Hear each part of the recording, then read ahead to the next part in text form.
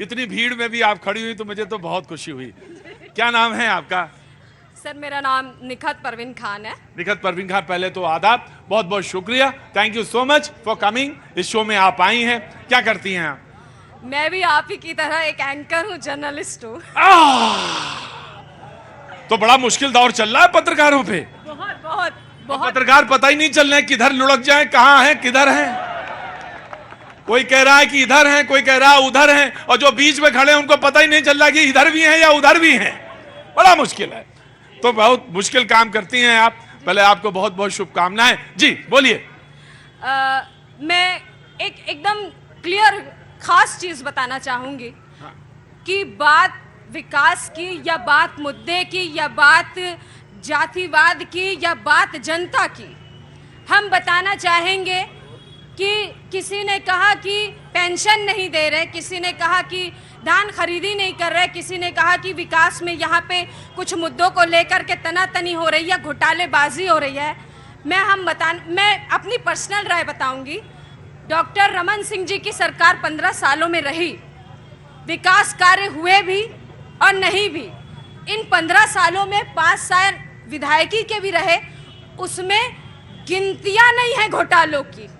ये मेरी personal analysis किया है। और आपको बता रही हूँ, 1.5 करोड़ से भी ज्यादा का एक मुजस्समा जैसा आधा फुट ओवर ब्रिज लगा हुआ है राजनांदगांव में, जिसमें जंग लग चुके हैं। वो कोई काम इनका पर्सनल है। मैं चार्टर्ड अकाउंटेंट मौजूद हैं, मैं उनसे जानना चाह रहा हूं, मुफ्त की रेहड़ियां बट रही हैं, खजाने पे क्या होगा, कैसे होगा, जनता कैसे समझे। मैं आगे बाबूजी, जल्दी में तो नहीं है?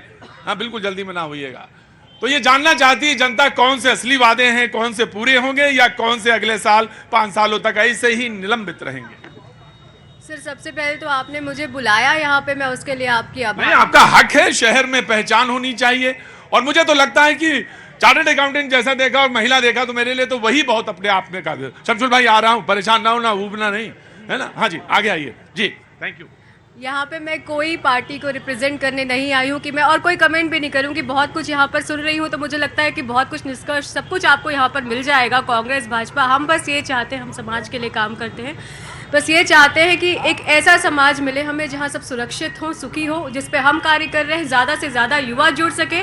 बस यही हमारी एक्सपेक्टेशन है। आप आज जो कार्यक्रम कर रहे हैं उसके लिए मैं आपको ये कहना चाहूँगी कि आपके कार्यक्रम के अंत में ये निष्कर्ष निकलना चाहिए कि जो आप जो कह रहे हैं ना कि मैं 5 साल बाद आया, वैसा हर बार ही होता है, आते हैं फिर 5 साल बाद आते हैं, तो ऐसा ना हो, वो रेगुलर विजिट हो। और जो भी आप यहाँ बात निकलवा रहे हैं तो उसके लिए कहना है कि ये जो दिल से निकली आवाज़ है ना, वो हर दिल तक पहुँचनी चाहिए। हर वीर हिमालय से कोई गंगा निकलनी चाहिए।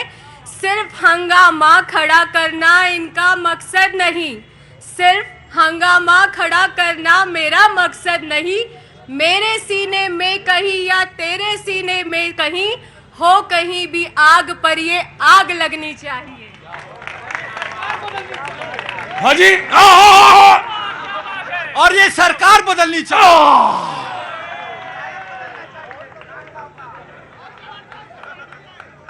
हो गई है पीर परवस्ती पिघलनी चाहिए, इस हिमालय से कोई नई गंगा निकलनी।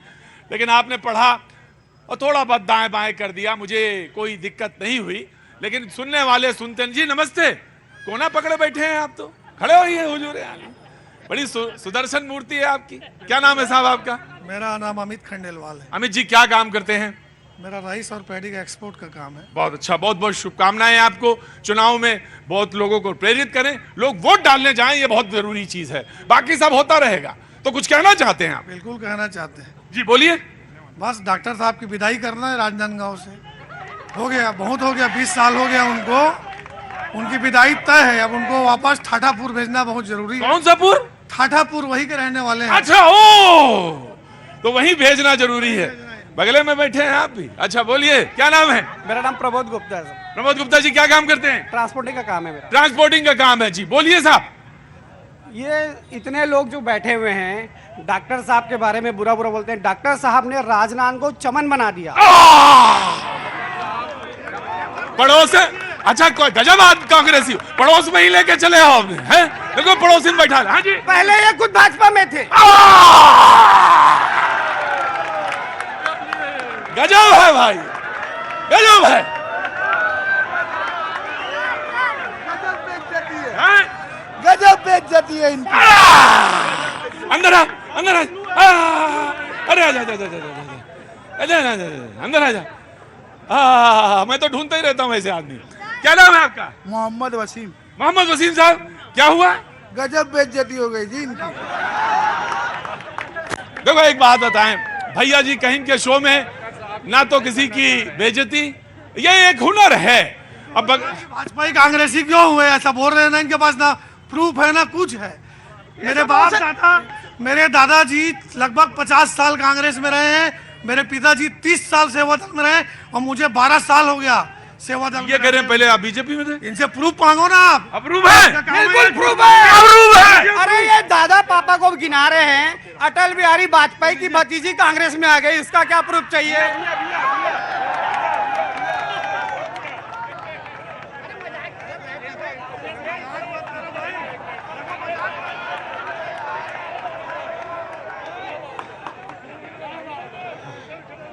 क्या हुआ?